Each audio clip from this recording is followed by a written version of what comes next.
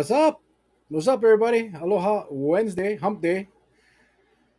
Whew, so good to be back. Sorry I missed you guys on Monday, Halloween, trick or treat. Yeah, Marlene, it was great seeing you tonight. Yeah, I figured why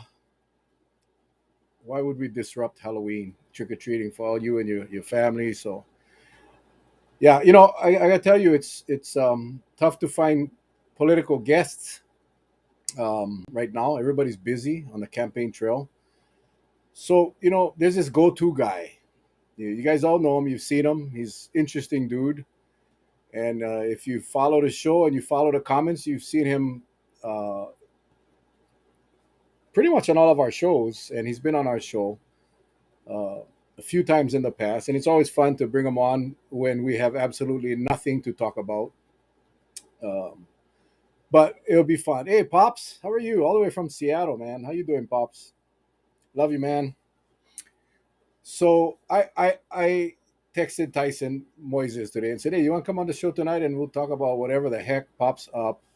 And Tyson is a team player, and no Rhonda to join in. Maybe we should get Rhonda. That would be cool. I didn't even think about that.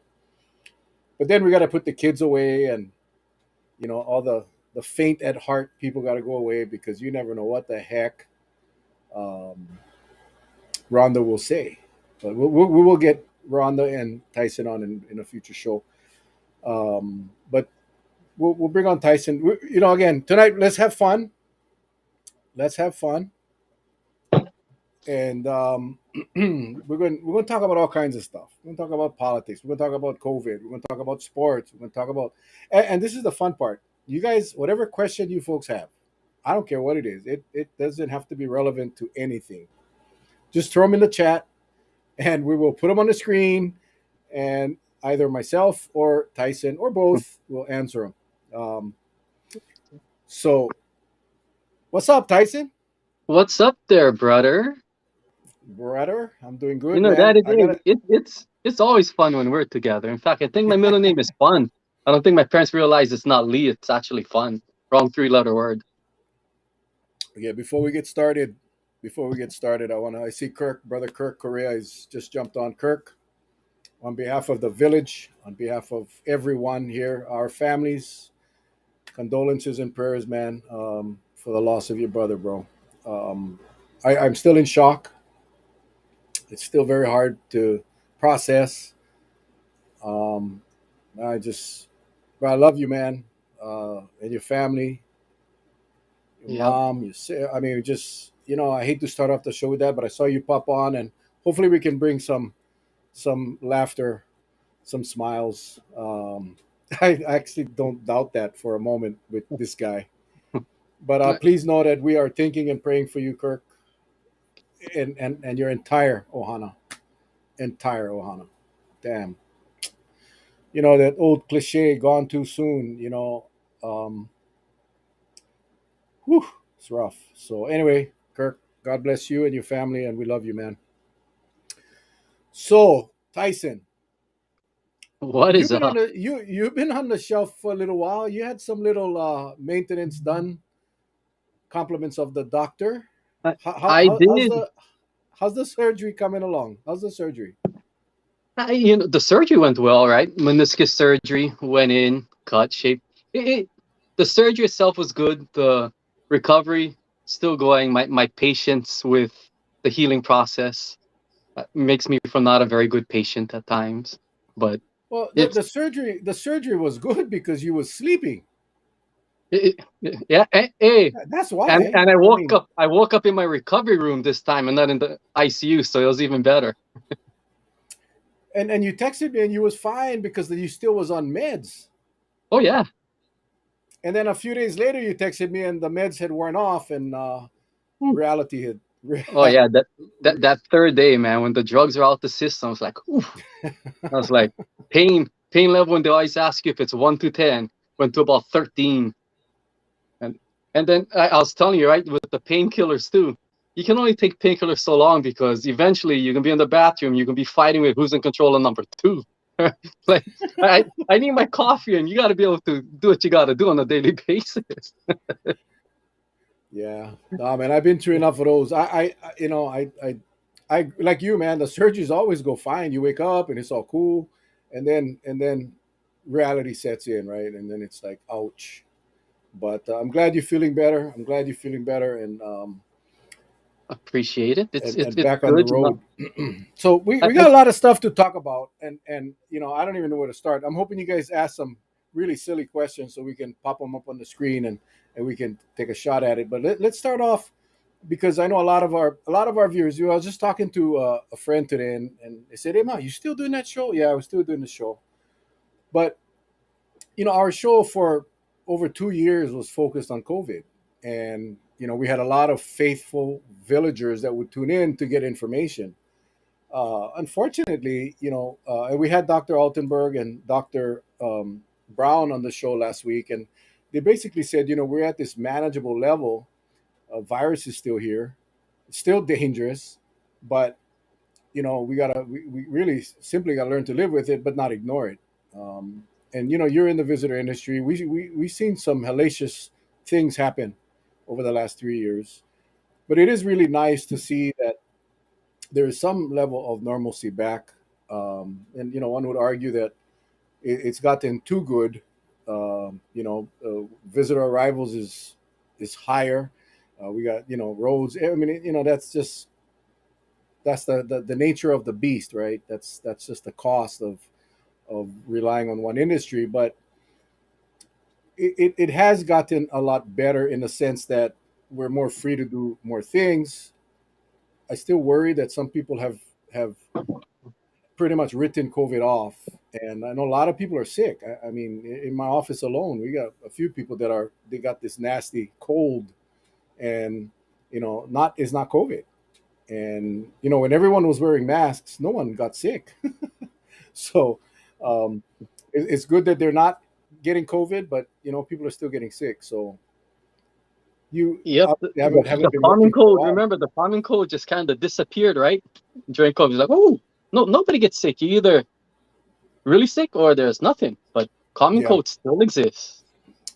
yeah, and it's all over the place. So again, I guess the message is, guys, we just gotta be safe. We gotta protect ourselves and be cognizant of the fact that COVID is still here, and the numbers are still relatively high, nowhere near it where it was in the peak, but it's still around. So we still got to be very cognizant and responsible, and making sure that we be as safe as possible. So um, how I mean, life has pretty much gone back to normal for you, bro. Yeah, with the exception of I can't get my butt back to work yet. So, but besides that, it's speaking of COVID, pandemic, and all of that, my surgery is a prime example of how things are trying to get back to normal, but then you got all the catch up, right? All the backlog of everything what it may have been. It's the same thing in our hospitals and healthcare system. I tore this thing back in June. I couldn't even get my surgical consult till August. It took me three Yeah, months just to get my surgical consult, and then finally 4 months till I had my surgery.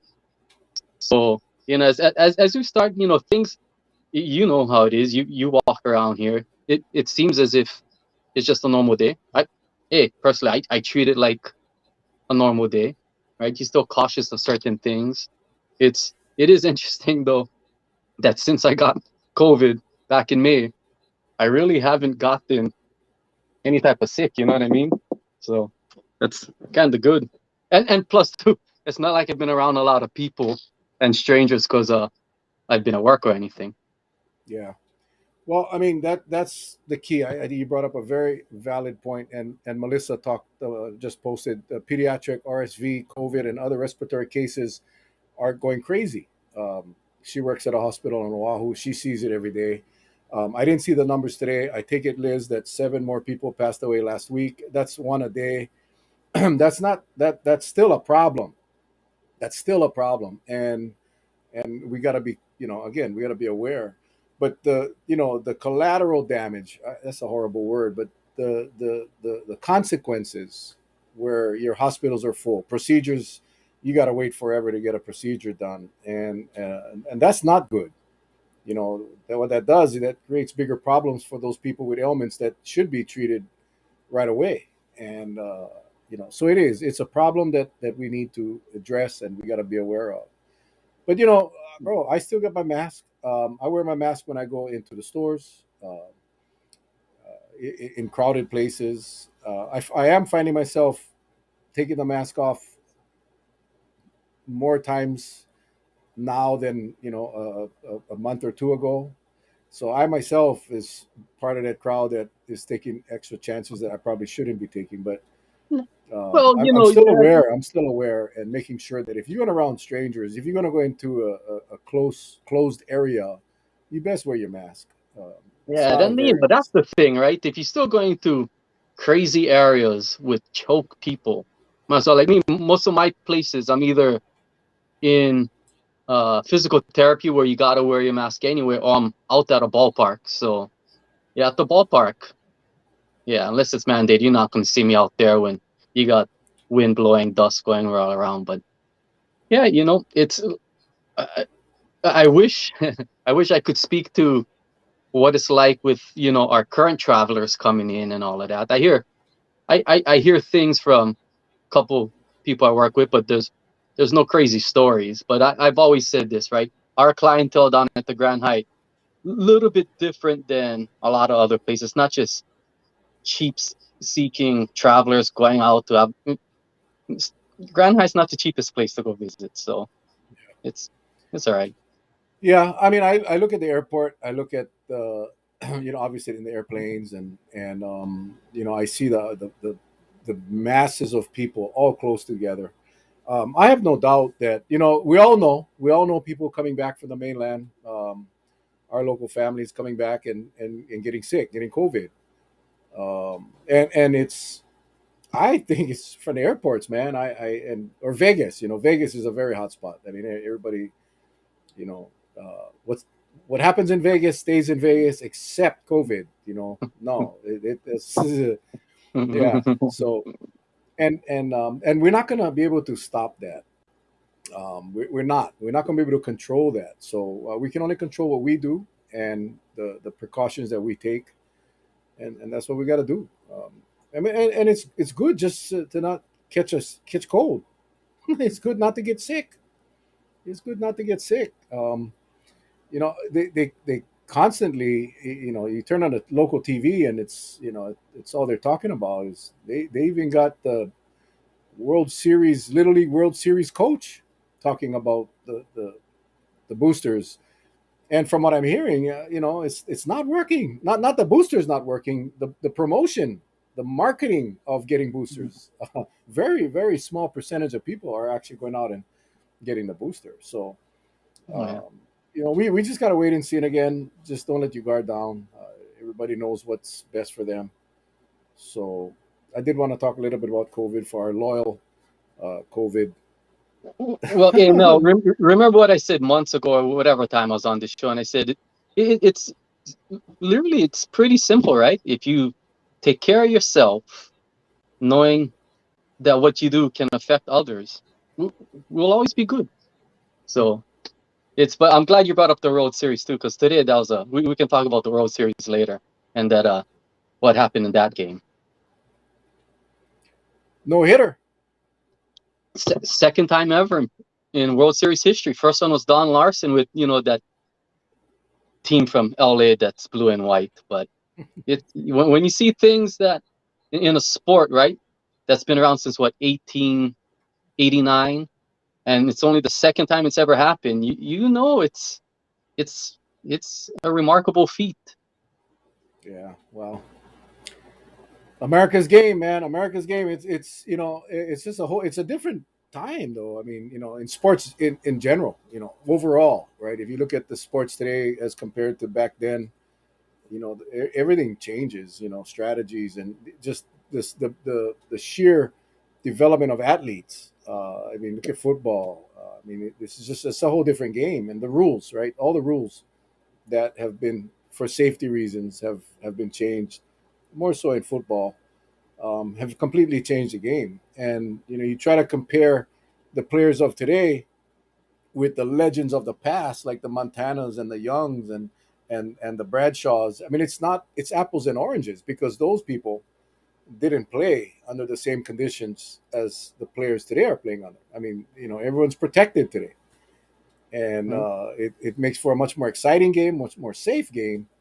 But me, I love to smash mouth. I love to watch this. That's why Steelers. That's why I love the Steelers because they have been traditionally a smash mouth football team, a tough W- defense. So Wait. So you said you like smash mouth football. So you're not a big fan of these roughing the passers when you just touch the quarterback and the flag's coming. Oops, I I, I breathed too hard on him. Let's throw a flag. oh my gosh, It's that one terrible watching, man. that one weekend where Tua got hurt, the and the all the officials went crazy, and and again, like anything in life, though, the consistency was off, right? I mean, you had you had some plays were getting called, some weren't. I mean, some very good technical textbook tackles, sacks on the quarterback was being called Yeah, for roughing the passer, and and we all know Brady. Yeah, he's got his issues, but he's 40 plus years old. He's old, and they protect him, yeah, and that takes a lot away from the game. It does, man. It takes away from the game, from the spectators. It pisses a lot of people off. Those poor players, I feel for those guys that are doing their job and getting flagged because the referee perceived it to be roughing the passer. I mean, gosh, that's football, man. yeah. It's You football. know you teach all these kids. Oh, sorry, not these kids. These players from a young age, technique, proper form, where to hit. So now when you do this, now it's turning to, oh, this is a penalty. So where are these defensive players supposed to hit them? You can't go up to the head. It's targeting. You go down at the knees, uh, unsportsmanlike conduct. Now, when you tackle him in the waist, and just so happen I'm 300 pounds, and I'm sorry, I can't levitate. My forward momentum is going to take me down with you. Oh, it's a flag. Yeah. It's tough with these guys because what happens is they get injured because they're holding up and all of that. So now you get normal play injuries with these injuries from people trying not to hurt someone else and they end up hurting themselves. Like you and I had a conversation about the Tua incident, his second injury. If he never had that first injury, that he had whatever it was, 5 days prior to, he still would have got injured. Like the way he got swung around and slammed, if it was the other way around and it was Joe Burrow who got slammed, Joe Burrow would have been out. I mean, it was speaking of roughing the passes, I told you I was shocked they never called one on that because that wasn't to me a normal tackle. When you swing and slam somebody down, you're going. But yeah, it's you know ever since that play, like you noted, they're real cautious as to how we're gonna call flags around the quarterback and whatnot. Mine one that drives me insane is they flag all these defensive players for lowering their head, leading with the head, all this stuff. But damn, man, every freaking running back does that. Oh, I'm about to get hit. Let me lower my head and run you over. I'm like, dude, call it both ways. So those defensive players, at least they feel somewhat okay if they get flagged, right? And but Yeah. like you said, it's the evolution of not just football and all sports, right? Let's go to baseball, my favorite pastime, my bread and butter. Back in the days, in the early 1900s, these guys were going up to bat without any helmet. You know, Yeah. imagine all the people that got hit in the head that we have no idea about. And granted, with working out, strength, genetics, all these type of things, pitchers back in 1907 definitely not throwing as hard as they were in 2022. But you're still getting hit with a skin ball in the head or in your body part. That stuff's gonna hurt, man. I've got hit enough times with a ball to know it still hurts. But And the and protective look at measures the are there. damage. Look at the damage that it's caused, man. You're like a perfect example Yeah. Oh, of getting hit too many times with a yeah. Thanks baseball. for pointing that out. Great friend. Yeah, but I love sports. I love football's weird this year. It's like it's anybody's game yet. It's crazy. So anyway, it just makes for a great season. Nobody's locked in yet, so it's pretty cool. Well, Pretty cool. that's a nice thing too, right? With the expanded playoff, berths, and then you got that additional. At first, I wasn't a big fan of adding on another week, right? Because we all know how physical a 16 game season already was for these uh, athletes. But you add on that 17th game, and it's just more. And we all understand, right? It's about television deals and all this. So a lot of the players are going to complain. We got the extra week, but they're reaping the benefits with extra cash. So you got to kind of have a give and take with it. But as a fan, you add on that extra game, and what used to be the last 3 weeks, 4 weeks, nothing mattered. So a lot of people either just sat down and all that. Now the games, last year was a good example. It went down to the last week where I think, 7 to 9 teams are still in it if they want. So it Yeah. makes it a little more exciting. It's definitely grueling on anybody's body. Well, they make a lot of money, man. They make a lot of money. We were I was looking at some ticket prices for NFL games, and I really really love what Mariota is doing. I mean, I just like this guy. I hate to say it, it's like I got a man crush on this guy. It's a guy that was never given a true opportunity. In the last several years, and now he's leading the division. He's a damn good athlete. He's a damn good player. And so I was thinking, wow, when Atlanta comes to play at West Coast, I'll go check out, maybe possibly do a trip and go watch him play on the West Coast. I ain't gonna go to Atlanta to watch him play, but Mhm. and I was looking at the prices of the tickets. It's like, are you Expensive, huh? serious? Are you? I mean, you basically prohibit the average person from taking their family to a football game, and Oh, and yes. and that.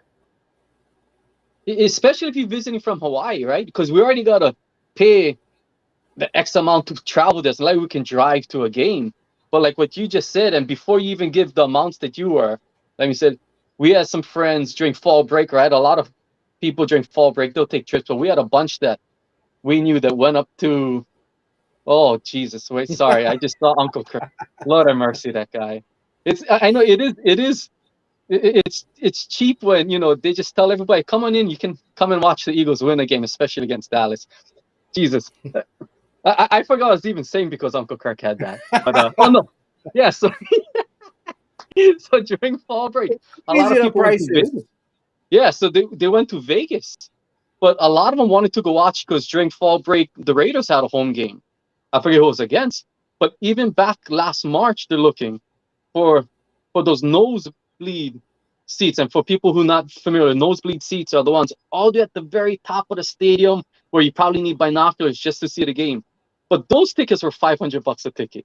How can you Yes, go with a family of four and you can spend 2 grand just to go watch a football game? You know what I to go mean? to a stadium and end up watching the monitor Yeah. because you cannot see the ants playing on the field. So I rather stay home and watch them at home. And yeah, so it's out of control. It is, and it's because of these ridiculous salaries that are. The Bears is Yeah. $188 per ticket. I just said that. Well, Melissa, unfortunately, there's a reason for that. But as an Eagle fan, I appreciate the Bears giving us Robert Quinn. So that was a nice pickup. But hey, Mel, going back to you talking about Mariota, and I've always said this. I think a lot of us in Hawaii, I think we treat or root for our homegrown talent who make it to the professional stages a lot different than maybe other states because their population is so big, it's a dime a dozen, right? When we get Yeah. somebody from the state, regardless if it's in football with Mariota, back in the days with all Jesse Sapolo folks, baseball with guys like Brother Shane, Kurt Suzuki, who just retired, Kirby, who's um, still with the Braves and all of that. Tyler was there with all these other guys, even guys like our other local guys who just went minor leagues. We keep in touch with them. So like people like Tua and all that, we get a little bit defensive when we hear people talking trash about them as if, hey, we know the character they got. And I think that's why you like cheering for somebody like Mariota. He's a lot of our Hawaii guys, they're good role models. You don't see them Yeah. doing things on and off the field that not just make them look bad or their family, but their extended family or the Hawaii people. So, it's like the Little League World Series, and whenever the Hawaii teams are on, people they get amazed because these boys out there smiling, having fun.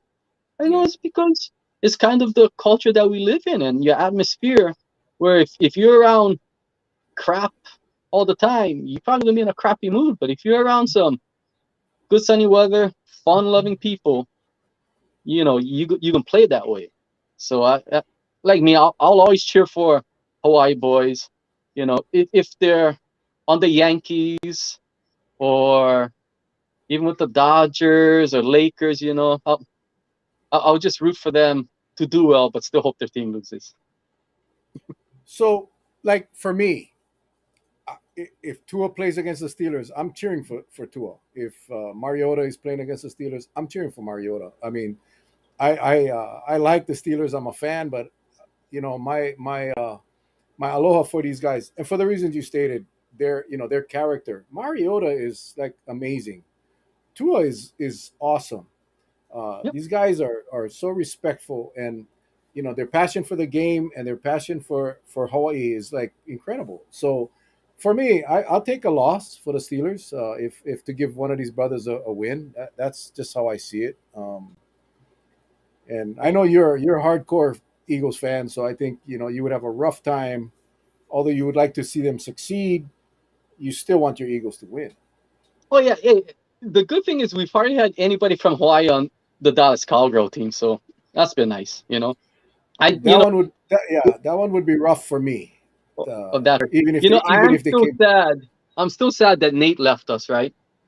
Uh, Yeah. but he's doing well right now with the Jets. It's funny. I forget someone. I think it might have been my mother-in-law. A couple weeks ago, she goes, "Hey, Nate's not with the Eagles." And I said, "No." I said, "Who's he?" I go with the Jets. I said, "Oh." I said it was unfortunate circumstance with the draftees we had, and then couple players that we got that he was the odd man out, which I thought wasn't a good decision because he he played backup to a lot of our positions. But he got released that day. The next day, the Jets signed him, and he did get a nice little pay increase. So I'm happy for him, man. And like I said, he's doing good with the Jets. But once again, it's another local boy where you don't hear anything bad about him, Yeah. right? So Well, we that's get what a all lot these local kids going. of when they drafted him to the Jets. I mean, that's what the coach was talking about, his character again. About how he was. He was just. That's one thing you cannot teach. I love that. That's the thing. I mean, you cannot teach character. You can be a role model for these guys, but this is just something that Hawaii breeds. And we had Nate on our show. I mean, I'm proud. I'm trying to Yeah. get Mariota on the show, but these guys, that's just how they were brought up, just with respect, which is what Hawaii is known for. I mean, and I think a lot of the coaches, a lot of the scouts across the country, they know that. Not only are they going to give them 125%, they're also going to be a good representative of the team and the organization. And that's just something that is very hard to find nowadays when you're paying these people this A, amazing amounts of a, money. a ton of money. That's the thing, right? And I think someone else, I forget who said that. Oh, right, the Melissa saying, how awesome he is. He donates a lot of meals. That's the thing you see with a lot of these Hawaii-born athletes is even when they retire, they still giving back, right? Like brother Shane always got his golf tournament going on, but not only here, still in Philadelphia, he's out in Vegas. You got Sapolo and coming once again, right? All the 49er greats that we've had from here, they still do a lot of things in community. So, and I know a lot of athletes do that all around. I'm just Yeah. saying, our Hawaii boys, they for the most part, they don't forget where they came from, especially with the youth athletics, which I think is important because not only they're donating to help these kids with equipment, uh, uniforms, all these things, but they're showing these kids, hey, no matter how big you get, you can still minimize yourself to give back what's going on. So I like it. I'm glad when I see the local boys come back home, and then you see kids Oh yeah. running to them and whatnot. And me, I'm the biggest name dropper there is. When I talking to players, I tell, oh yeah, Kirby this, boom boom, all these other ones, because then they'll be like, huh, maybe one day I could be that guy that you talking about. Like, hey, you never know.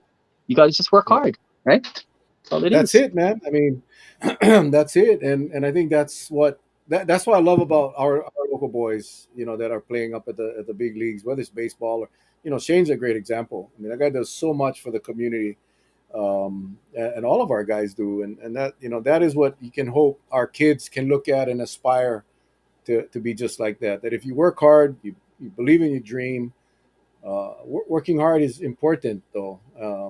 These guys make it look so easy when you're watching them on Sunday, and you see Mariota run or you see Tua run, and they make it look so easy. But what we don't see, Tua, they did the documentary, so a lot of people got to see that. But what most of the kids don't see is the work ethic that they got to put in to be great. The countless hours of training and learning the game, because it's just one thing to be able to run fast and catch a ball or throw a ball, but if you cannot understand the game, the actual be able to, and that's what Mariota does so well, and Tua as well, to understand the tendencies and of the other team, and that happens not on the practice field, that happens in the film room, and just watching a lot of games. If you're not willing to do that, then you ain't gonna make it. Very, very, very few will make it on talent alone, on physical talent Oh, alone. oh yeah, no, it's tough, right? To be, I've always told people to be great at anything. The physical attributes are gonna help you, but the mental stability and fortitude you gotta have, it's gotta go. And to be honest, to be great, you gotta have a little bit of, you know, cockiness, self confidence. I'm better than what you are, right? Because why you can go into Hmm. anything thinking, oh crap, this guy's better than me. It's like a Yeah. pitcher, right? We always tell our pitchers, we go, hey, when it comes down to it, it's you versus him, or uh, she versus she. Who's going to win the battle? Right? You got to have that confidence, right? It's going to Yeah. start with physical stuff, but then if you weak upstairs, it's going to be tough. And, for the most part, we got some pretty strong-willed athletes here in Hawaii. So and like I said, it's not even the ones that actually made it to the highest pinnacle. We get so many, and I always use baseball because baseball, you get so many kids from the state that go on to either play college or get drafted in the minor leagues, but they come back and they give back, right? So we've got, we, we, I think our youth's got a lot of role models they can look up to that are athletes, besides looking up at their parents, older siblings, community leaders and whatnot. So I like it. You always know me, man. I'm gonna sports. What sports has done for me in my life, it's immeasurable. So I wouldn't have. I probably would have went to college, but it definitely helped it. And then, traveling all around, who knows when the hell I would have freaking got off this rock if it wasn't for sports. Like Buddha Man right there, Kalani Salazar, just popped up. For us, back in 1989, we're all 9 and 10-year-olds. We were able to take a trip to Puerto Rico for World Series. Like, if it wasn't for baseball, we would have been going to Puerto Rico, of all places. Yeah. So it's our job, though, as parents, or the older guys. It's our job to expose these opportunities to our kids, and make sure that they understand that they can reach their dreams. That's I mean that's it's our job to make sure. I remember I took my son to UCLA USC football camps. It was back to back, so we could go to both. Pete Carroll was up there. Norm Chow was. It was an awesome camp. And what I found, what the kids got to see was that there are so many talented people. But Pete Carroll, at the end of the camp, told the players, if you want to play football in college, there's a college that you can play for. Not very few of you will be able to play at USC or UCLA, but there's a college that will be available for you if you work hard and you follow your dreams. And I thought that was profound, because a lot of these kids, they enjoy the game, but still don't see that. They see it as impossible to get up to the big leagues, in any sport, and yet it's very possible to play at the next level. NFL, different story. Statistics very small, but for college nowadays, you get D1, D2, D3. You get, you can go get educated and play ball. Yeah. it's possible, and Oh yeah, it's our if I had a bell right now, I'd be ringing them ding ding ding ding ding because that's the thing. In fact, I just had uh, a friend of mine reach out to me a couple of weeks ago about their child who can play beyond high school, and how you said about they can reach the next level.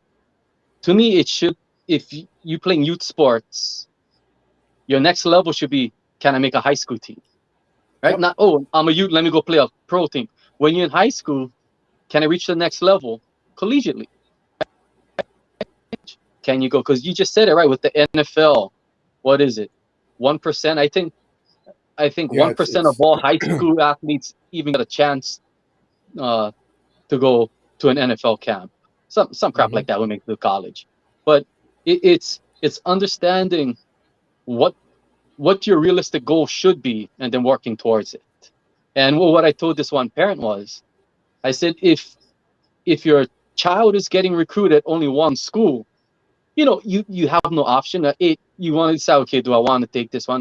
But I always tell them, if you got multiple options, don't just go for the big name like you said, USC, right? Especially for us coming out of Hawaii, we're used to a certain type of way of life, culture, interaction with others. Sometimes we got these Hawaii athletes going to this big name schools, and then they went from the big fish here to a little manini out in the ocean, and then they feel out of place, they get a little bit homesick, and then not that they transfer, they just move back home, and they give up yeah, that opportunity for that paid education. And I always gonna say paid education and not free, right? Because they paying for education, you still got to earn your damn degrees. Some people think just because they pay for it, you got free. And yes, it might be true at certain colleges, but no, you still got to earn your degree when you get to school. And yeah, uh, what I would love to see is our kids that got options try and find a fit that's going to be most comfortable to them. So not only they're going to succeed athletically, but academically and socially, they're going to be in there and they're going to stay. And then once again, for parents, for any parent out there who is blessed with their child getting any type of scholarship, rather it be academics or athletics, it's a burden you don't got to worry about. And to see sometimes these students just kind of, I don't want to say give it away, but not take advantage of it. It kind of hurts. So what I tell them is, take a look, see where you can feel the most comfortable at, and then you can go ahead and make your decision. And I always tell them, remind them that if you're a student athlete, it's it's 2 semesters in one. So when your friends doing certain things, you got to sacrifice. Like, oh shoots, I can't go party with these guys because I got to wake up for individual workouts. I got to game the next day. So hey, if you sign on the dotted line to say yes, I'll attend your school, and I'm there for basketball, water polo, track, whatever it is, you made the commitment to that school. I would hope you'd honor it by making the necessary sacrifices that you'd have to do so you could be your best, representation, not only of the university or college, but your people back home. So yeah, it's interesting with regards to striving. I just tell my players, I said, hey, show up every day, have fun, focus, don't get injured, better yourself every day. And yeah. you can't control certain things. And that's what I think we got to really ingrain that in the kids' minds from young. My wife was really good at expressing to the kids how important college was, and that was a good thing. I mean, I think math and English and social studies and history and all of these things are really good. I mean, it's part of the curriculum, right? That you got to take. Yeah. But we're not teaching our kids at a young age about life. We're not teaching our kids about entrepreneurial opportunities. We're not teaching them about really balancing your checkbook. We're not teaching them life skills. Yeah, we're so focused on this curriculum that is focused on the academics. We're not teaching them what they should learn. I mean, we should be teaching our kids at a young age, like they do in many countries in Asia, that we're prepping our kids for life. Um, Algebra. Yeah. When was the last time you used algebra or geometry? I You was know, just talking to my son about that because he's got algebra too, right? Sophomore. And I was like, I told him, dude, dad stopped taking math after sophomore year of high school. Huh? I go, I only needed 2 credits. I didn't need it. I said, dude, I literally don't use any of that in my everyday life or professional life. Right? And I said, but going back to your thing, the life skills that got taken out of the classroom setting is because all these standardized crap, benchmarks and all of this, where you basically, majority of the time for teachers, you teaching towards tests and let's do all this. So all the life skills where we're all gonna use this in actuality. It's kind of taking a back seat then. It's disappointing because you unfortunately you see that in the everyday world, work life and all of this when you get some of these younger ones entering the workforce and it's like, ooh, some of these things are a little bit more difficult for them than it was for us. And absolutely, it's kind of crazy. absolutely. Yeah, I mean, I think the whole thing got to be restructured. Not everybody built for college too, right? You get some kids that are more. Um, it'd be more appropriate for them to go to the trades, to learn a vocation and do very well with it. And I think that's where we gotta. I think it was in Switzerland where they have a dual track system where in the fifth grade they start already trying to figure out if these kids are going to go to college or they're going to go to trades, and that's how they're developed.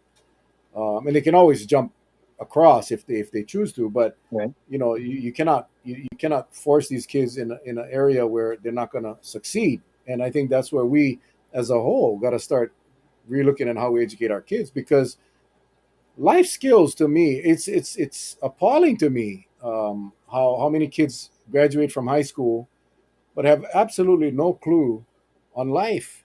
And and today's generation is even worse. I mean, they're learning all of their life skills either on a video game or on some TV movie that is just so so crazy.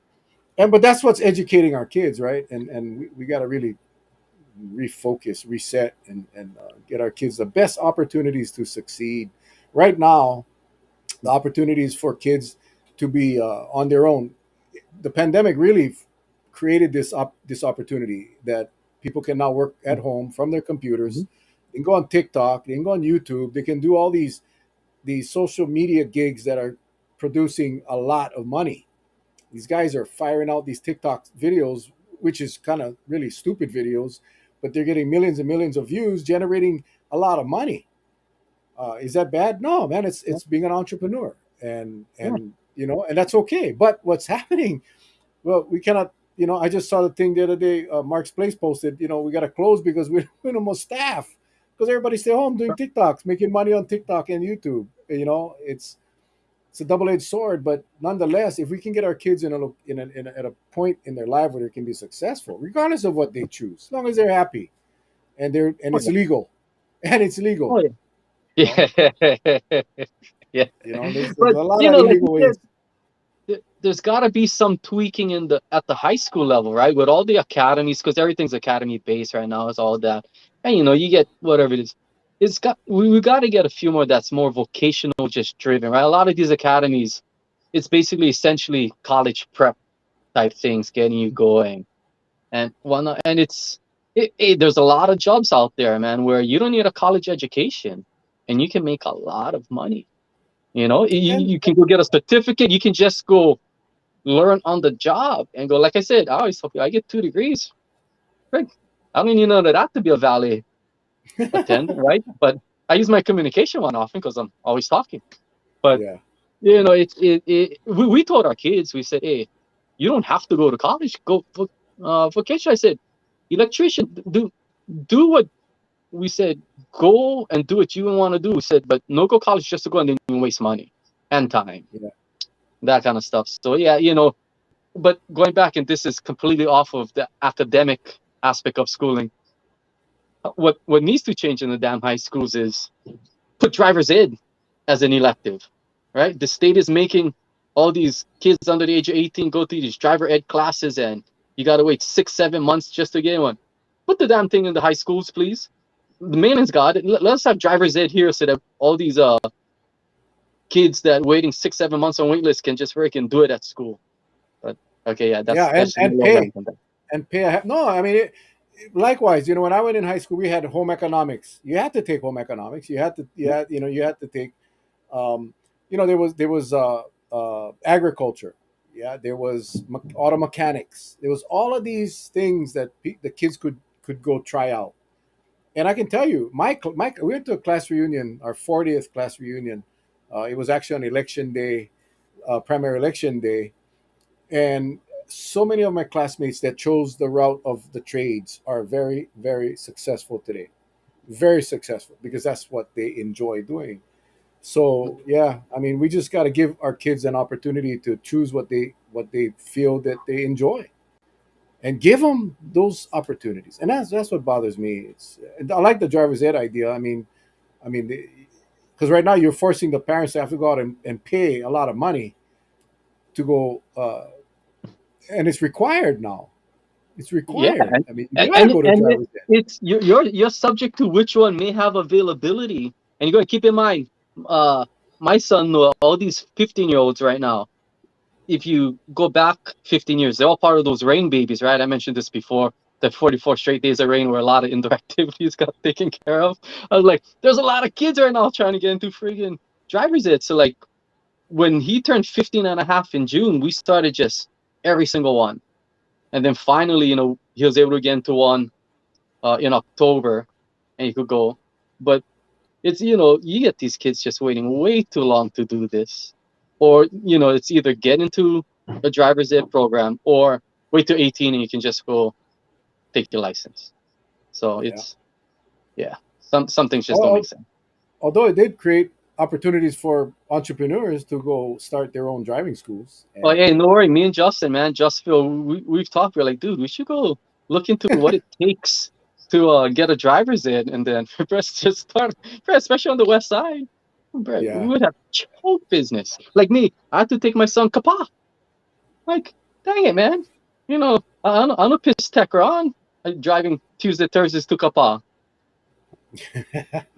Oh boy, traffic, But traffic. yeah, Hey, that great segue. Politics, election coming up in less than a week, Tuesday. I know. I was gonna tell you, man. You're less than 7 days away. So Well, good luck, buddy. thank you, but let's just talk about generally. Hmm. Number one, I love to hear people's thoughts on voter turnout. 39.6%, I think it was less than 40% for Yeah, Kauai. I that, think it was about 40% in the state. Why? You talk to a lot of people. You meet a lot of people. You're a social butterfly, and that's a good thing. But and guys, if you have questions for Tyson or myself, please put them in the comments, so we can have fun. Um, why do you think 39% of the people, let's just say 40, let's up them to 40, 4 out of 10 people are voting, 6 out of 10 is not. What do you think is the issue here? you you want my blunt reason? Absolutely, man. Yes. Freaking laziness. It's laziness. Because why would you register and Tyson, not vote? lazy is if you gotta drive into Lihui or drive to the. This is in your mailbox. So It, I just mailed mine on out on Monday, right?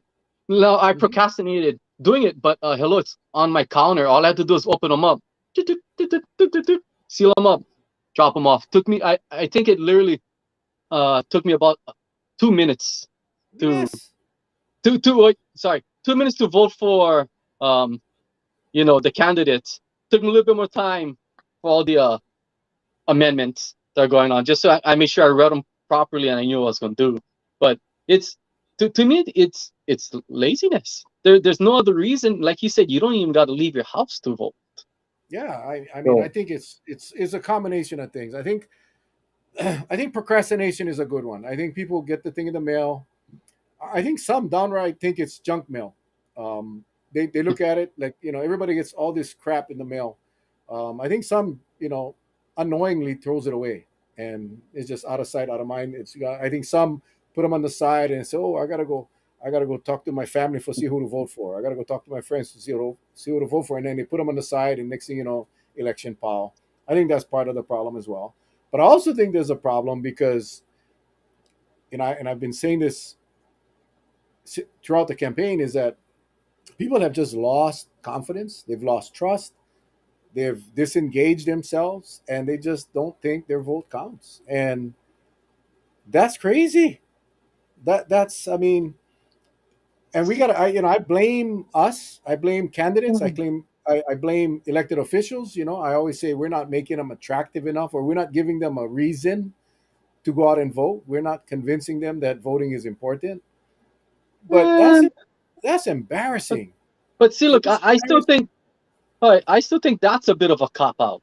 Where if you're losing confidence, now, if, now if you losing confidence in the fact that I drop off my ballot in one of those drop boxes, and by the time they seal them and bring them in, you think something might be going on. It's more conspiracy theory, if you ask me. Okay, but if you not voting because you say, "Why I gonna vote? The same people gonna always win."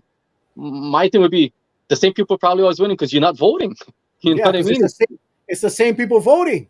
Yeah, so to me, it's a Yeah. cop out. Oh, I said I'm gonna vote. The same people are gonna win. Well, vote. Like me, I, I I always say, ain't nobody would ever get upset at somebody for voicing their opinion about how an election went if they voted. Go, you know what? I wanted this candidate. He never go. Hey, good. You took your time to go ahead and vote. Yeah, you can let out your frustrations or your disappointment. But if you that not voting, go the same guy go shit. that's the time to do it. I mean, that's we've been well, I have anyway been really pounding this to our viewers. I don't think our viewers are a problem. I think our viewers all vote. I would be shocked if 95% um, of our villagers didn't vote. I would really be shocked because I think our villagers are really um, engaged. But like here, I'm gonna put up Buddha Man's. Yeah. Maybe because of the Yep. corruption that goes on. Listen, this is real life example. I got a call yesterday from an elderly gentleman. He said, "Hey Mel, I get my ballot. Um, who who you like? I vote for council." And I said, "Well, I like you vote for me, number one." And I said, "I don't like telling people how to vote." I said, "Vote for the ones that you want to see in the council." Well, a lot of these guys, I don't know. I said, "Well, number one, don't ever vote for someone you don't know. Don't. I mean, it's our responsibility to go do our research on these candidates, and many resources out there. I talk about the Civil Beat questionnaire all the time because it's a very good questionnaire. It's a balanced questionnaire. It's not slanted anyway. It gives the candidates an opportunity to respond, and I think it's a great way to get a pulse of the candidates. So he said, "Yeah, but okay. So Mel, I don't like just vote for three." I said, "Why not?" He goes, "Because whoever going to open up these ballots might fill in the blanks for the other four." And that is exactly what Buddha Man is talking about. That there are some people that believe that the elections are not secure. And There that are that's some. just the unfortunate, scary thing, right? Which will make people or hinder those from who want to go vote. So it's hey, I'm an optimist. I'm really hoping, right? A lot of these elections, first one after a lot of things people seen from the pandemic. I'm I'm an optimist.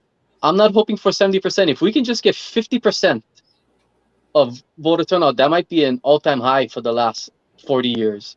And I'm only 44, so I should have known history that far Well, back. But I am hoping for a 70% turnout because then you get a pretty good representation of the island. I don't think it'll. I'm hoping. I don't think that'll happen. Not this year. It's tough to get that in a non-presidential election, but we got some big races going on right now.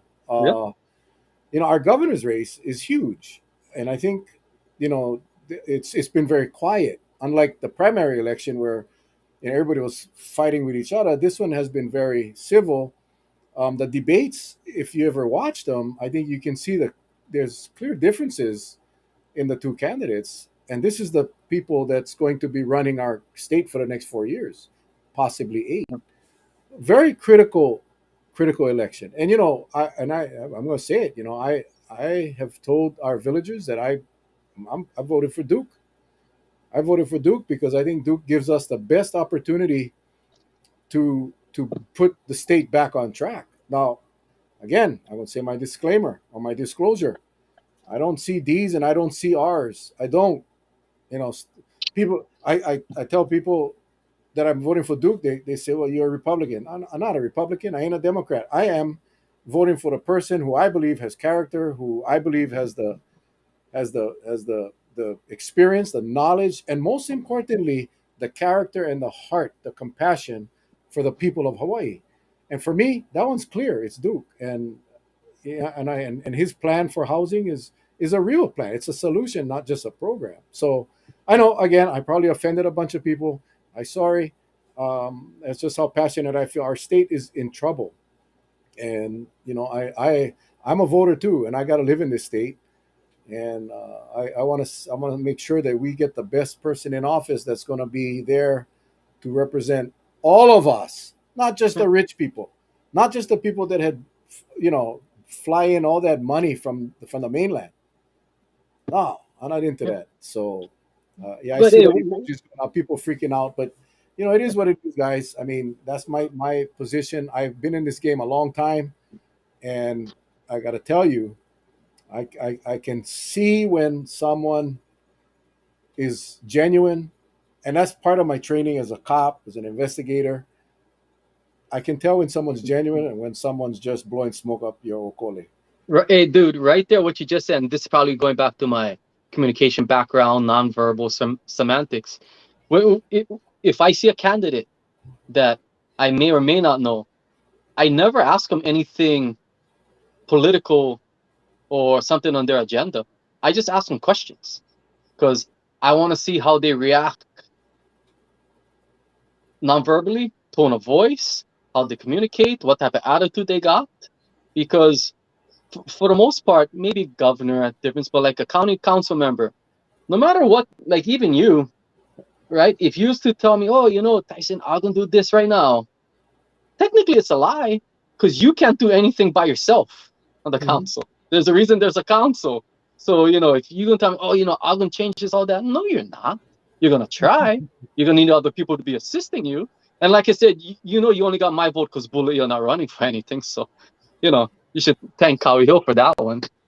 But it's nobody should ever get upset the way someone votes, and even if they explain why they voting for that person versus them telling you should be voting for that person too because you're stupid. Why you never go do that? You know what I mean? It's like that's your right to vote. You should vote for who you feel can do the best uh, deed or whatever and be good. Like me, like I'm. If people ask after the elections are vote for me, I tell them. I don't care. Even a couple candidates sometimes, oh, you vote for me. I tell them yes, no, oh, how come? And I tell them, I go, I don't like how you'd answer one of my questions. Yeah, well, voting is the one time that it's okay to be selfish. I mean, you got to really look at yourself, your family, your kids, your grandkids, and you really got to look and ask yourself: Is this person is he there for my family? Is he there for my kids? Is he there for our local people? I think that's critical in any office that you are you voting for, because that, to me, that's what's important. It's not about who get the best commercial or who get the nicest flyers. I cannot even afford to send a flyer to everybody's house, like some of these guys. And one of the things that really bothers me is how these super PACs are putting out ads. I disagree with this. I think that should stop. I think that should not be allowed, where you can Yep. get someone totally not affiliated, supposedly, with the candidate, and they're pumping out millions of dollars to Well, support that. It's especially when that wrong. money coming from out of state, right? That's That's the right. worst It's one. wrong. It's wrong. That, that And money from out of state shouldn't be allowed. yeah, I agree. I agree. I mean, unless you're running for Congress, some federal office. But even then, your constituents are Yeah, here the in constituents Hawaii. here. But You know? federal policy extends throughout the country, right? We're Yeah. dealing with our local laws. We're dealing with state laws or county laws. Why in the hell would a real estate developer from North Carolina be interested in our election unless they have plans for our state, whether it's through development or. I mean, it's so obvious, and a lot of people don't see it. No, but this is, we're look at us, man. I mean, we're struggling. Tyson, if you ever run for county council, I'll vote for you, bro. You akamai. There we go. Thank you, Amy. I I've could been. tell I could tell everybody in my forum what I just told you. I'd be like, hey, if you vote for me, I'll try my best, but I cannot promise you anything because I know I cannot do it by myself. That's the right thing to say. I've been trying to get Tyson to run for a long time. Hopefully, he'll run in 2 years.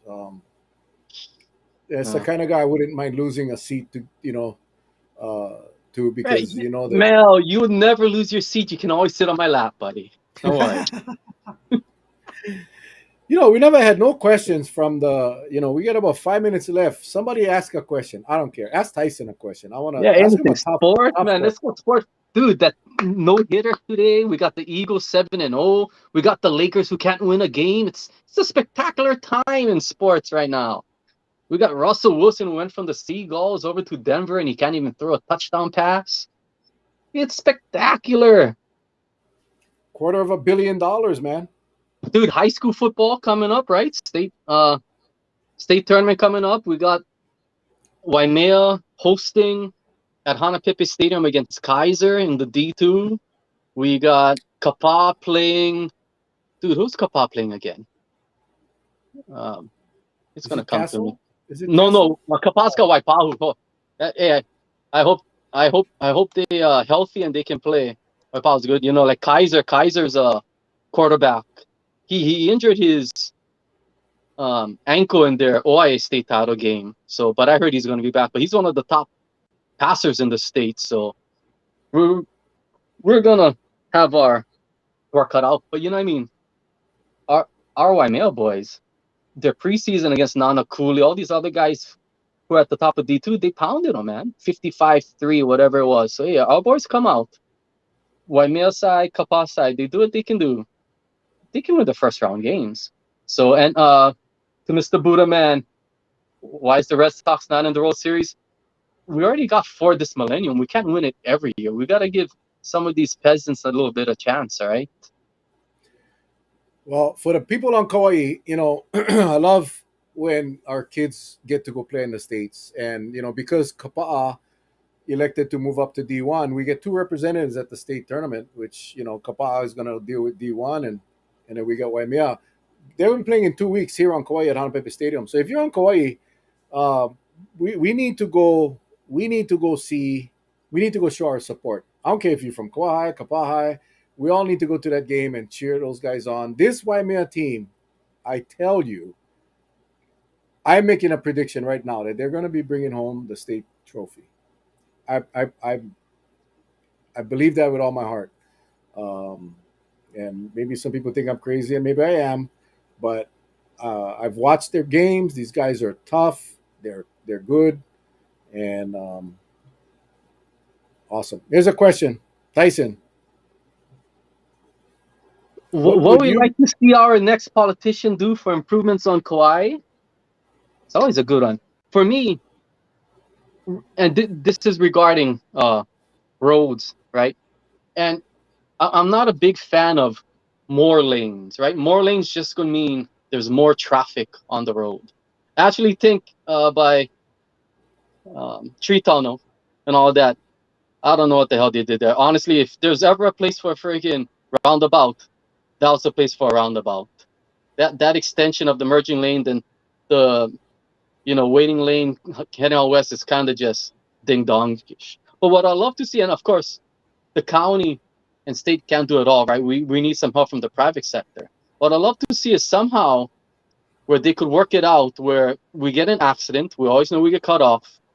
You work that out with the private sector that we could use those cane roads, but the biggest problem with that is, Emil, it's always liability.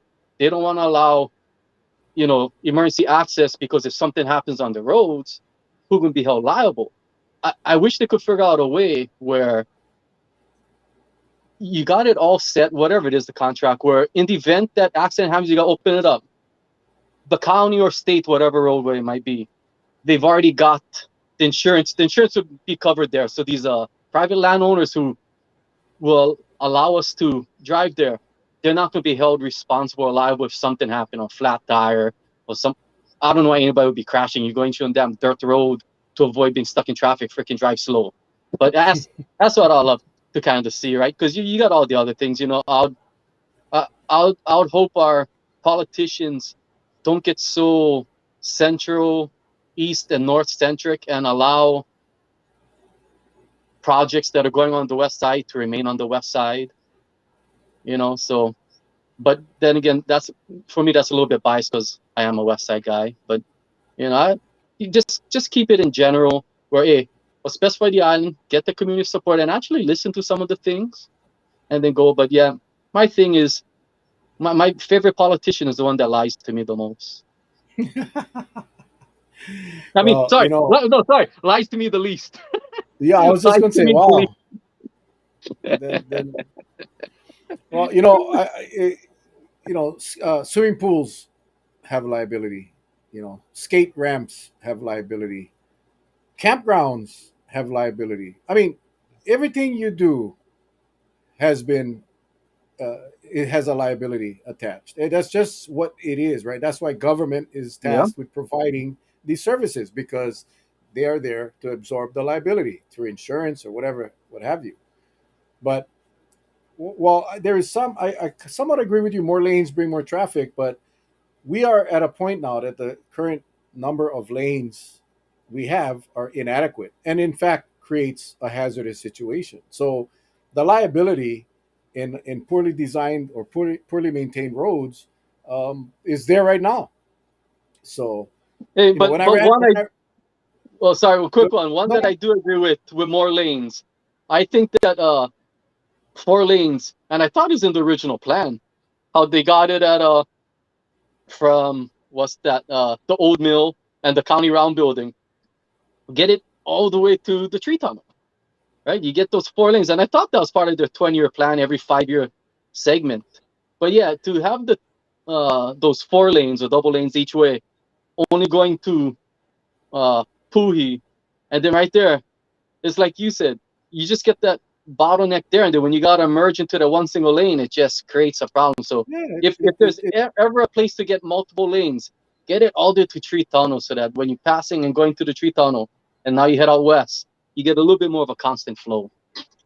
yeah. I mean, what they're doing here in Wailua, they're just moving the choke point further down towards Kapaa. That's all they're doing.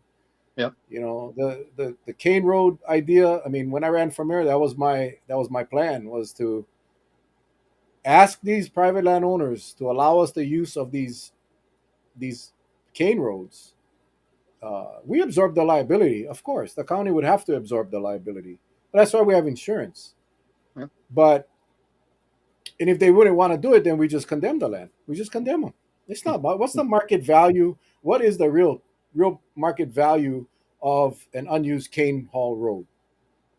Very Yeah. little, but and keep that lane as an available lane for people that not just during accidents, because traffic is nuts even when there is no accident, and we have outlived or outgrown our capacity, and there is Yeah. no plan.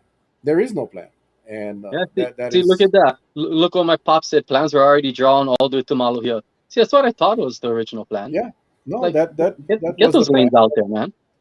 The problem is when you are the small potato called Kauai, and Oahu has all the money, and we don't get our share, and they can, I don't care what the DOT says. I see them on, they don't even have, they have 5 alternate routes crossing Wailua Bridge, but they'll never get to it in our lifetime.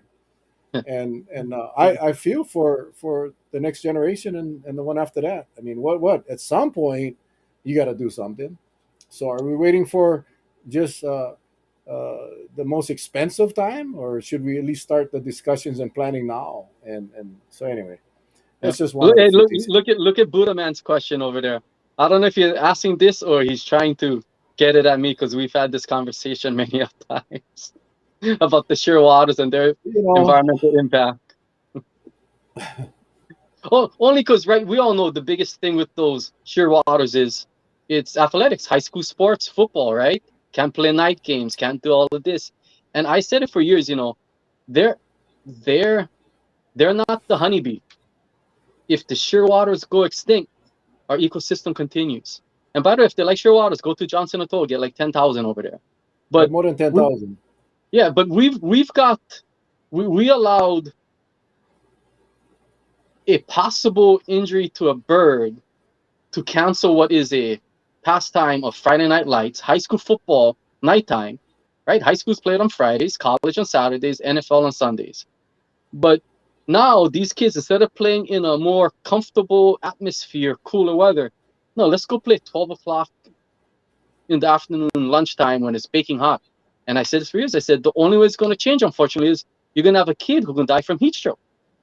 And I was like, why? Because, and by the way, since this all started, you know how many birds at Vidina Stadium actually hit the ground because of the lights? By chance, you know how many, Mel? Yeah, no, it's not zero. No, one. One did. One hit the ground and never died.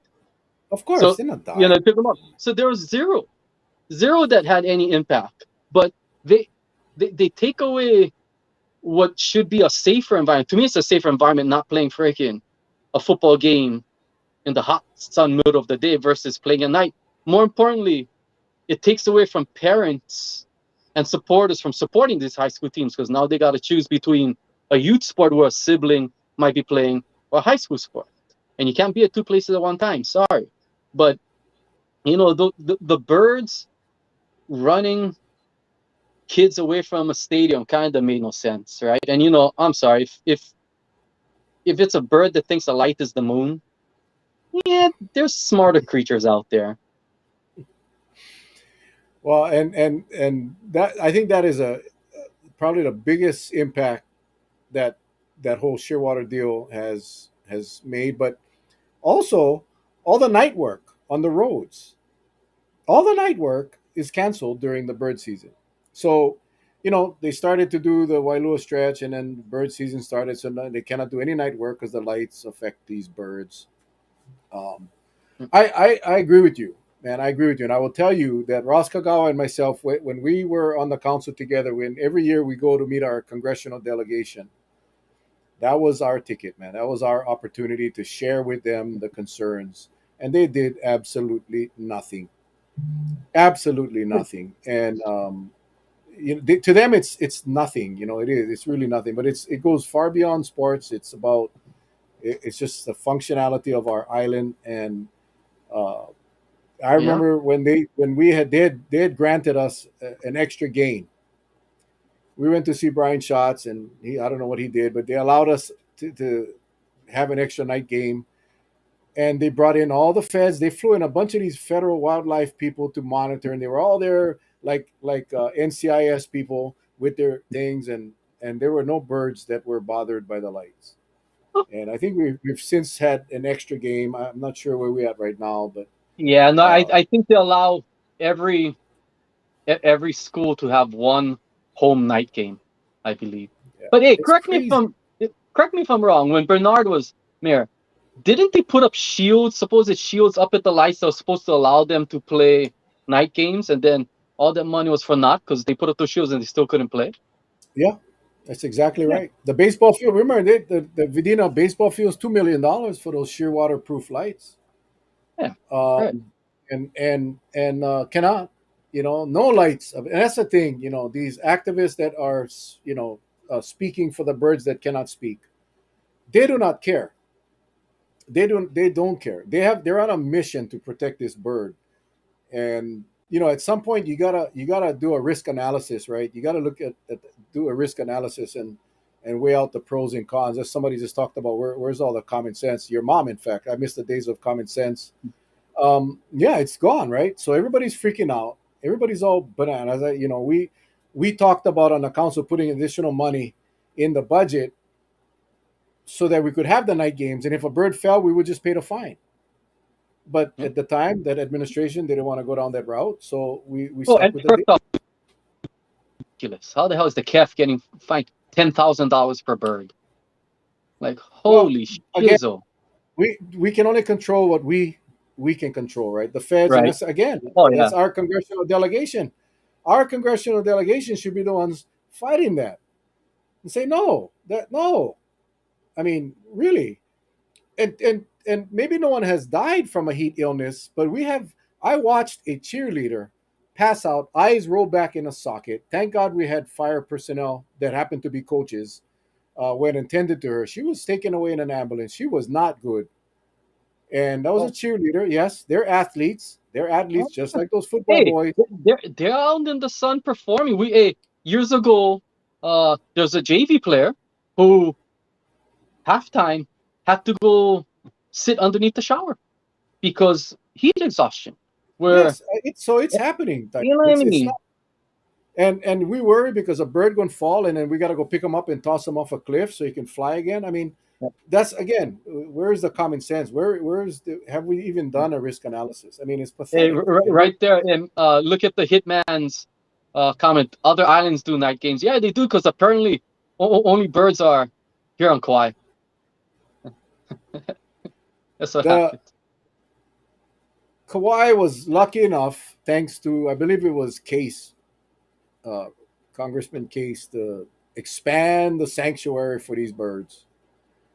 Um, we, like Tyson said, there are thousands of these birds in other parts of our island chain, the Northern Marianis and all of these places. But because they have set up shop here, they haven't done it. Now, I cannot believe for a second that there are no shearwaters on Oahu or the Big Island or Maui. I just find that hard to believe. But I could be wrong. I could be wrong. But I think, and that's something that I know if Ross and I get back on, I think we are going to definitely pick up where we left off and pursue that because that to me is something that is no common sense. And sometimes you got to stand up to the feds and say, hey, the risk to our kids is greater than the risk to the birds. It really is. Oh yeah. I don't care if you're a bird lover. I love birds. Of course, I love birds, but I don't think it's worth the risk of to our Exactly, kids. man. I'm like you. I don't hate animals. I love animals. My two dogs. I'm shocked they wasn't barking all night, Rick, while I'm in here doing this. But it going back to our state tournament game on Saturday, next Saturday. It's a freaking 1 o'clock.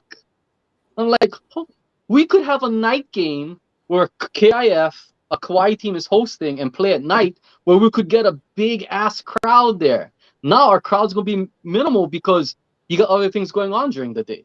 Like, and I might be a little bit salty too because we'll be running a golf tournament, so we're gonna start at 1 o'clock. I'm not gonna be able to make it out to the game, but because we can't play at night, we got a state tournament game that's getting played at 1 p.m. in Hanapepe, which we all know Hanapepe is cold like the Arctic, right? Like, come on. Well,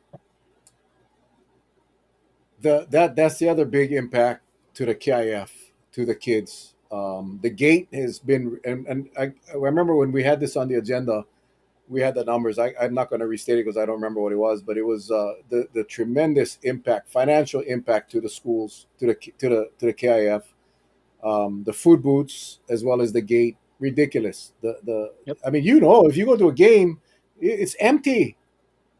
The stadium is empty. Yep. Um, One reason is a lot of our parents. A lot of the parents have to work at 12 o'clock and 3 o'clock or whenever the second game is. So it's crazy. It's really really crazy. And Cherie, haven't watched your show for a while and totally enjoyed tonight's show. Real stuff, yeah. We're one of the things that we're going to be doing is I'm going to be starting a podcast. I kind of have. It's kind of. Let me see if I can share this thing here. Yeah, and when you're sharing, I just gonna I respond to Sam's one about the Waipahu got to fly home so no hotel costs. So I put in the comments. I said that is such a weak excuse from any Oahu team that needs to travel to a neighbor island for a state tournament. Because guess what? When everything was held at Aloha Stadium, uh, what is that? Not Stan Sheriff. What the hell is Blaisdell and all that? Guess what? We all had to fly Oahu, and neighbor island teams had to pay for hotels. They could freaking play a night game on a neighbor island and pay one night for a hotel if gotta. Yeah, it's nuts. So this is what's coming up, folks. I figured I'll announce it tonight. Feed Your Mind. That's kind of the tentative title, but it's just going to be a podcast. So we'll do the video like we're doing tonight, but then we'll upload the audio into an audio podcast, which will be on Apple and Spotify and all of that. Working on the technical parts now. Looking forward to doing this. We'll have some interesting guests. Tyson will be one of them. You know Um, that. we'll just talk about whatever like tonight. So when you guys will be the first to know when it's actually going to go live, and I can only hope that you guys will jump in and jump in on the podcast. And this But is like I but said, it's Mel, still Mel, you got a mistake on top of your thing right there. where That photo is wrong. Feed your mind, because we all know the thing that's feeding your mind is Auntie Patsy's pastry. So you should have just either had her or pastries as a photo up there, and then you're really gonna feed your mind. I Come might have on. to do that. I might have to do that. I can check. I'm trying to put some stuff together, but I know we've been going on long, but I know you mentioned your golf tournament, Tyson. I really wanted to give you an opportunity to share Oh your yeah. golf tournament and for what awesome cause. So I'm gonna turn it over to you, and you can go ahead Yeah. and share what you got coming up, man, and how they can get in on the action. Yeah, we talked about so many things. I forgot that got golf tournament, although I've been pretty busy doing it. So my daughter and a bunch of our classmates. If you guys know Mr. Kevin Matsunaga over at Chiefest Kamapehel in middle school, he runs the media production class and everything else that's tech there. He's awesome. But every year, and they haven't gone obviously due to pandemic, but they go up to the national competition convention on the mainland. Normally it's on the West Coast. I think one year is out in New York and whatnot, but this year it's going to be in Long Beach during spring break. So obviously, like how we talked about sports and going, it costs money to travel. So a bunch of fundraisers been going on, but one of our big fundraisers, we got a golf tournament coming up November 12th, and we still got spots left in the golf tournament. It's a 3-man team scramble format. It's one of the more inexpensive golf tournaments on the island. It's $125 per person, 375 per team. And most golf tournaments nowadays on the island, like 150, 175. But all of the funds that we raise in this tournament's just going to help counter all the travel expenses that they're going. So they'll probably be up there for a week. And a little background on the media production class, like they they win and place all the time. Like the dedication and hard work that Kevin puts in, it literally filters down to the students. Where I'm, I'm noticing this with my daughter, where he'll put something up one day and they'll volunteer. Oh yeah, let's go do an impromptu state competition that will be at school Friday, Saturday till 6, 7 o'clock, and then on the weekends too. Of course, none of these kids checking with their parents if they're free to go, but they can do it. But the thing is, these kids want to participate, and they're successful at it. But when you watch some of the things that they enter in the contest, it's pretty darn good. So yeah, we got. Hey, if you need, contact me. You can call the school. We're still taking the deadline to get any teams in is next week Tuesday. Oddly enough, election day. But yeah, you get lunch afterwards, right up at the school. Prize is going to be there. We got a hole-in-one sponsor, and I'll say it right now because it was Mel. We appreciate it. Mel got a hole-in-one prize. He's sponsoring hole-in-one prize for every single par three, with the top prize being $15,000 cash. And in fact, quick story on that: when Eden and I sat down with him, as we went around to businesses and individuals for sponsorship, prize donations, he asked Eden, "Hey, maybe I can try and look for a hole-in-one prize. What you rather have, money or a car?" You know, Uncle, money. Then that way, whoever wins, they can spend them however they want. I was like, good girl.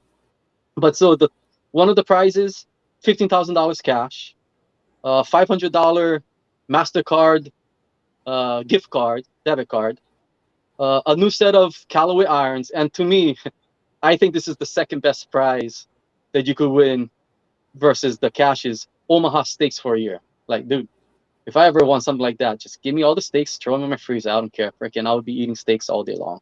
But yeah, we'll have some fun. The kids will be out there probably taking pictures. Uh, it's going to be a long day for all of us volunteering and working it, but it's going to be well worth it. Uh, golf, golf is always a fun thing. I got friends that are going out there that they don't even care about golfing, but they do enjoy drinking. So hey, if you enjoy drinking and swinging a club, come on out. Like I said, I can easily get anybody the registration form, uh, and going and oh, sorry, I just had a notification. I didn't mean to do that, but yeah, it's going to be good. Uh, less than 2 weeks away from it, but yeah, it's going to be over at Puakea Golf Course, so centralized right there. Early start time, 7 a.m. start time, so we start early, hopefully finish a little early. We go right up to the school, have some lunch, do all the awards, prizes like that. Then we'll be on our way, and hopefully, we can do all of that pretty quick and smoothly. People can go on to go maybe watch the second half of the state title game down in Hanapepe, or maybe make it to another youth game going on someplace else around that, or you just go and do your family things. So the whole purpose of how we're running, and like I told Kevin, I said, hey, we want to make this as smooth and quick as possible, where people are not spending all day at the course or at waiting for lunch. So I appreciate the time to kind of mention that right now. But it's we got a good group of students doing this, and like I said, uh, I don't think you'll ever hear somebody say something bad about Kevin and what he's doing. Not just with his program, but all the things he sacrificed for his kids. You guys ever drive by Chiefus on the weekend and you see a silver extended cab truck? That's probably Kevin, because that dude is always working. You know, so I appreciate, his only downfall is he is a Cowboy fan, but don't hold that against him, because I don't. But yeah, program's awesome. If we can get any support, we appreciate it. And yeah, get it on like Donkey Kong. Awesome, man. Thank you. We had Kevin. We had some of his students on our show long ago, Yeah, Ken's a been couple on of here. years ago, and I ditto everything that Tyson said about Kevin and his team. They always win because they're good and they're well trained and they are just impressive. So, if you guys want to participate, November, is 12th, when is next it? week Saturday. Next Okay, week Saturday, next. November 12th. So if you guys want information or you want to put a team together or you want to sponsor, you can donate whatever you can. Message Tyson here in Facebook or myself, or if you're on YouTube, you can shoot me a comment in YouTube, and we'll make sure we get the information out to you. I just want to make a clarification point as far as the donation of the hole-in-one prizes. I donated the Oh, insurance the for the insurance. yeah. So if somebody hits, I'm praying that somebody hits the hole in one. I Wait, hope wait. every I hole. thought you're living large. They can just give away 15K like that. No, no, I'm not. I absolutely do not have 15 grand to give away, but the insurance covers it. So I'm hoping that one of you, I'm hoping that one of you uh, hit the hole in one, wins the 15 grand cash. But at the end of the day, everybody wins. Everybody will have fun, and Kevin will raise some much needed funds for their competition and Hey, the name. I hope anybody hits a hole in one. I've played in a lot of tournaments. I would say it's easily over 100 in my lifetime, and I've never seen a hole in one in a tournament where there was a prize, to win like a Yeah. free car or anything. You know what I mean? So I'm hoping I get to see one next Saturday.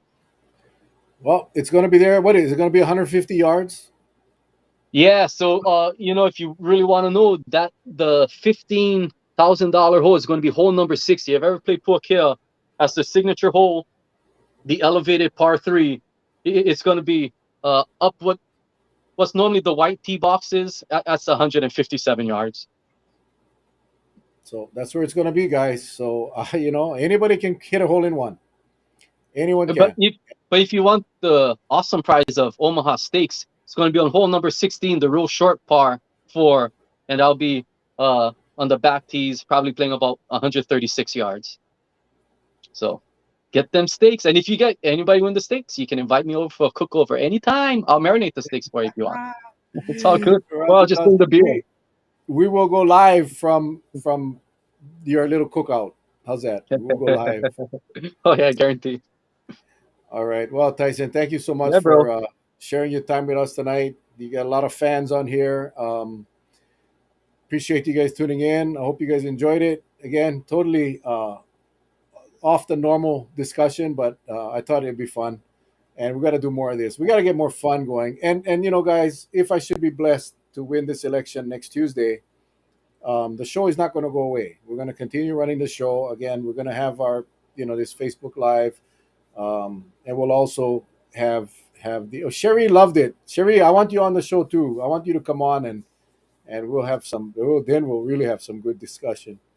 Yeah, let's make it happen. But yeah, so we'll continue with the show, and we'll try to pick up on the topics that are interesting and entertaining. And then the podcast should drop hopefully before the end of the year. So Yes, sir. uh, with that, Tyson, again, thank you very much. I hope you Yeah, bro. recover well. Thank you all for the kind words. And I'm not sure if we're going to be back on Friday. Depends on the schedule. I got to check with the schedule, the calendar girl, my calendar girl, also known as Patsy. We see what we got on Friday night. But after the election, we'll be more. We'll get back to a regular schedule. I promise you guys that. All right. Okay, guys. You guys take care. Stay safe. God bless. We love you guys. We'll see you guys the next time. All right, Hamas.